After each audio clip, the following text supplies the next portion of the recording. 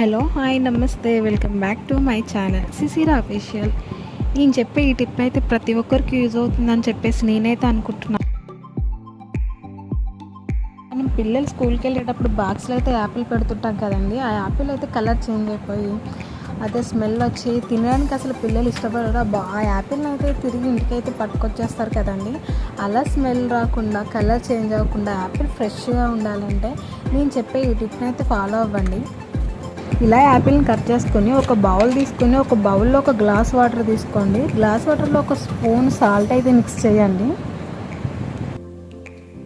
ముందుగా కట్ చేసి పెట్టుకున్న యాపిల్స్ ఉన్నాయి కదా, అందులో వాటర్లో అయితే డిప్ చేయండి.